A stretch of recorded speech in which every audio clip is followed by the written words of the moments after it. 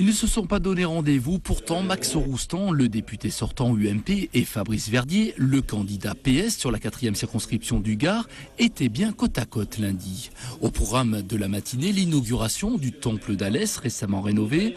Il faut dire que pour les 12 candidats de cette circonscription, c'est la dernière ligne droite, alors pas question de s'endormir à seulement 5 jours du premier tour des législatives. On fait campagne comme à chaque mandature sur lesquelles je me suis présenté, on parcourt le territoire. Le plus grand risque, c'est que je sois battu, c'est tout simplement. Le risque, ça serait une faible participation et que la gauche, parce qu'elle est en partie dispersée, soit éliminée du premier tour. Si Max Roustan, député maire d'Alès, est confiant, moins connu, Fabrice Verdier espère bien profiter de la victoire de François Hollande pour être élu et il n'hésite pas non plus à faire jouer ses relations. Après le chanteur Cali, c'est Patrick Timsit qui est venu le soutenir. Bonjour. Les lunettes de soleil, vous avez vu la conjonctivite?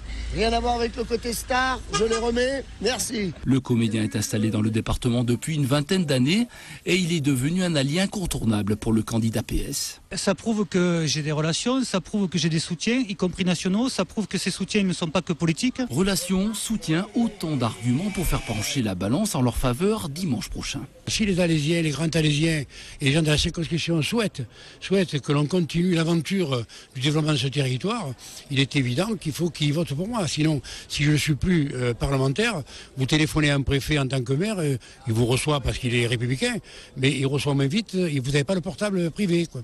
L'enjeu, c'est d'avoir un député de ce territoire dans la majorité présidentielle, utile donc pour le changement, mais aussi efficace pour ce territoire, parce que j'ai le soutien, et ça sera important pour animer ce territoire, du Conseil général, du Conseil régional, et puis je connais nombre de ministres, je crois que pour ouvrir les portes, ça serait une bonne chose. Mais il reste encore beaucoup d'inconnus. Le taux de participation pourrait jouer un rôle important. Le Front National, de son côté, espère bien jouer les troubles faits.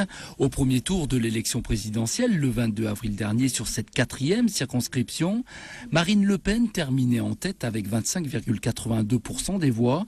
François Hollande, deuxième, et Nicolas Sarkozy obtenait 22,42% des suffrages. Sur la 4e circonscription se présente aussi Isabelle Brion, Le Trèfle, Les Nouveaux Écologistes, Hommes, Nature, Animaux, Sophie Pasqualini, NPA, Muriel Lordeneau, Debout la République, Pascal Imbert, Régionaliste, Édouard Chollet, Front de Gauche, Patrice Huity, Lutte ouvrière, Hélène Zoroudini, Front National, Odile Veillerette, Europe Écologie Les Verts, Vincent Rivet-Martel, Alliance écologiste indépendante, Denise Ponge, La France aux Français.